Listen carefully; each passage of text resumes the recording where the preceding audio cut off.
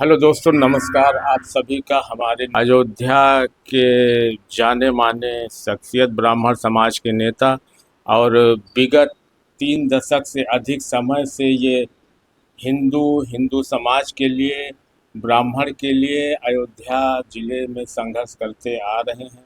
Police ने भोलानाथ पांडे जो 65 साल के बुजुर्ग हैं, उनको प्रताड़ित किया गया, उनकी मूछें उखाड़ी गई, शिखा उखाड़ी गई। तो ये सब बातें हैं। आपका मेरे चैनल पे बहुत बहुत स्वागत है। धन्यवाद भाई, धन्यवाद। आज कहीं नहीं बन जाते। आज भी कहीं आज नहीं है भारतीय जनता पार्टी में कहीं नहीं है। कहीं किसी स्टेट का मुख्यमंत्री है? बताइए, आप बता दीजिए। नहीं दिख रहा। एक ममता बनर्जी है, हाँ, तो उसके पीछे सब लगे रहते हैं। सच्चाई बोलती है वो। आप तो नारा लगा रहे 2 मई दीदी गई, फिर क्या हुआ? दीदी कैसे आ गई? दीदी आई तो ये जो सरकार है ये अपने लोगों को मरवाती है। आप समझिए, वहां मंडल, महतो, दास, दत्त, ये सब दलित हैं, मारे जा रहे हैं। 150-200 लोगों की हत्या हो गई, हजारों पलायन कर गए। भारतीय जनता पार्टी के प्रधानमंत्री जी जाके वहां सरकार गिरा दें, हिम्मत है? दुबे जी, एक सवाल और इसी बात पे। ब्राह्मण मुख्यमंत्री भी नहीं है, ब्राह्मण प्रधानमंत्री भी नहीं होगा है, भी नहीं। और राज्यपाल है कि नहीं है यहाँ? राज्यपाल होंगे वो तो। राज्यपाल क्या होते हैं आपको पता नहीं है क्या? राज्यपाल क्या है? और उसके बाद भी किसी भी दल का कोई समूह होगा, धरना प्रदर्शन हाँ, या कोई नेतागिरी अन्य दलों की, विपक्ष की, हाँ। तो उसमें मतलब बैकवर्ड कह लीजिए या दलित कह लीजिए, वो ब्राह्मण को ही टारगेट कर रहे हैं, आज भी टारगेट कर रहे देखिए, हैं। यहाँ तो एक प्रश्न है ना कि हाँ, जिस पेड़ में फल होता है, जी, आप देखिए आजकल आम का फल लगा हुआ है, तो बच्चे ईंटा कहाँ मारते हैं? किसी सूखे पेड़ पे नहीं मारते। तो ब्राह्मण जो है वो फलदार फलदार वृक्ष है। ये बात अलग है कि अलग अलग टहनियों में, डालों में अलग अलग फल लग गए, हाँ, वो प्रकार बदल गया। जी, तो ये जो हम संक्रमित हुए कहीं न कहीं से, जी, इसका परिणाम है कि लोग पत्थर मार रहे हैं। जी, तो हमको इससे सावधान रहना चाहिए। जी, और जहाँ तक ओबीसी और ये सब सवाल है, ये सब सत्ता का खेल है। जी, देश के लिए कोई लड़े नहीं, लड़ा तो ब्राह्मण है। चंद्रशेखर आजाद को क्या चाहिए था? आज़ादी चाहिए थी देश की। जी, पंडित राम प्रसाद बिस्मिल, जी, राजेंद्र नाथ लाहिड़ी, सुखदेव, वीर बंदा बैरागी, जी, ये सब ब्राह्मण थे। झांसी की रानी ब्राह्मण जी, थी, खूब लड़ी मर्दानी। वो तो झांसी वाली रानी थी। गद्दारी किसने किया? हम्म, वही सत्ता में बैठे हैं ना गद्दार लोग, वही तो विभिन्न दलों में नाच कूद रहे हैं। तो ब्राह्मण ने देश के लिए काम किया, ब्राह्मण ने नौटंकी नहीं किया। जी, कपड़ा उतार देंगे, ये कर देंगे, वो कर देंगे, और हिंदुओं को मरवाएंगे, ये नहीं काम किया। हम अपने फिर उसी पुराने पॉइंट पे आइए आते हैं। आइए आइए, बिल्कुल।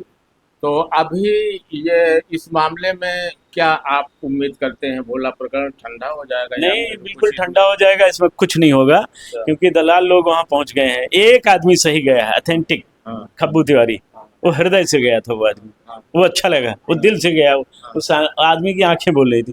बाकी तो मैं देख रहा था ना, और मैं जानता भी हूँ, सबको जानता हूँ। इन्हीं के बीच में तो इतनी उम्र बीती है। खब्बू तिवारी को हम देख रहे हैं कई मामलों में, वो जहां भी जोड़ते हैं दिल से ही जोड़ते हैं, दिल से। इसीलिए मिल्कीपुर उपचुनाव में गए तो पलट पड़ा, हाँ जी कटेरी जी, इसीलिए। उनके जाने से पलट गया। हाँ, वो दिल तो से काम करता है ना, वो दिल से दिमाग से नहीं करता है।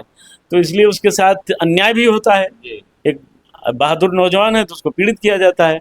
और आप भी साफ सुथरा और खटक बोलने की वजह से कहीं ना कहीं से हम तो हमेशा, पीड़ित किए जाते नहीं, हैं, हम तो हैं? हमेशा निशाने पर रहते हैं। हाँ, और हम चाहते हैं कि लोग निशाना बनाते रहें। जी, हमारा दिल इतना कमजोर नहीं है कि कायरों के निशाना बनाने से हम घबरा जाएंगे।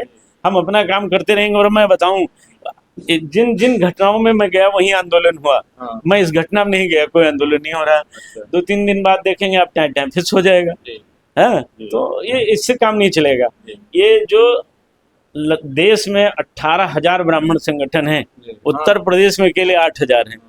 ये 8,000 अध्यक्ष और मंत्री 16,000 हो जाते हैं। अर्जुनी 16 भी होता है ना।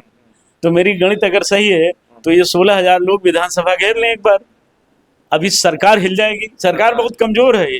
ये जो आपको दिखता है ना, ये बुलडोजर बुलडोजर ये सब, ये धीरे धीरे करीब आने दीजिए। जैसे सत्ता के बाहर होंगे, सब बाहर भाग जाएंगे, छोड़ देंगे, मैदान छोड़ देंगे।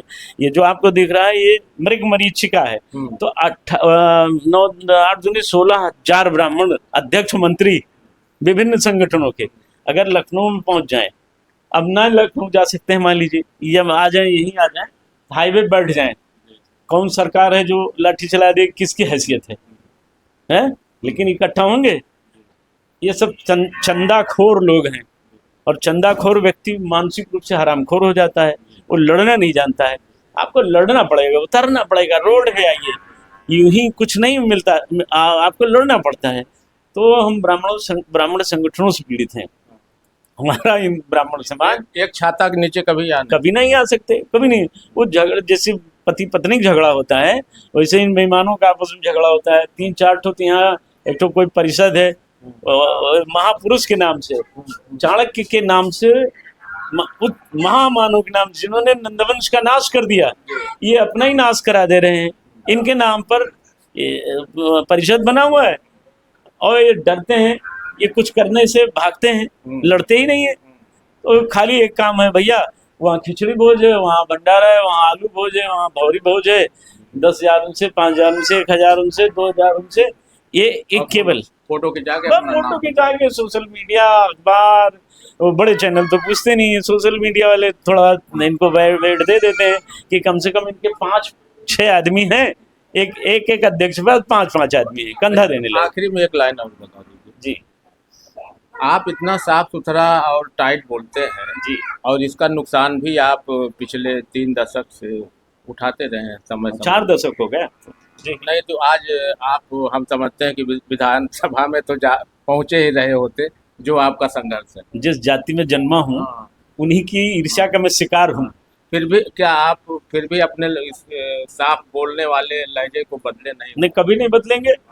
शेर दहाड़ना बंद कर दे, सर्प अपने विष को उगलना बंद कर दे, ब्राह्मण सत्य बोलना बंद कर दे, हाँ, और आलस्य त्याग दे। भैंसा समुद्र अगर शांति त्याग दे, और उसमें जो जार भाटा आता है, अगर उसको त्याग दे तो उसकी पहचान समाप्त हो जाएगी। हम मूल रूप से, मेरा ओरिजिनल डीएनए ब्राह्मण वाला, शुद्ध वाला है। हम सच बोलेंगे, हम राज सत्ता को उंगली दिखाते रहेंगे। जब वो गलत करेगी और जब वो सही करेगी तो बकअप भी करेंगे। हम वो दलाल हम सीता मैया के लाल हैं। हमें दलालों के साथ हम इसीलिए नहीं खड़े होते ना, कहीं नहीं जाते इन लोगों के कार्यक्रम में। ये सब 150 रुपए की जो भिक्षाटन करते हैं, इससे हमारे समाज का अपमान हो रहा है। आप सत्ता गिरा दीजिए, जिस दिन आप सत्ता को पलटने के लिए जाने जाएंगे, आपसे दुनिया डरेगी, आपका सम्मान। हाँ, और देखिएगा 27 में यही होगा। 80% ब्राह्मण बहादुर हैं, लड़ाके भिड़ाके। ये जो 20% दलाल लोग हैं, राजनीतिक दलों में बैठ करके जो खुफियागिरी और भांडगिरी करते हैं, इनकी वजह से हमारा समाज पीड़ित होता है। हैसियत है किसी की, ब्राह्मण की चुटिया उखाड़ ले और प्रलय ना आ जाए, क्या बात करते हैं। 27 में इस प्रलय को आप देखिएगा।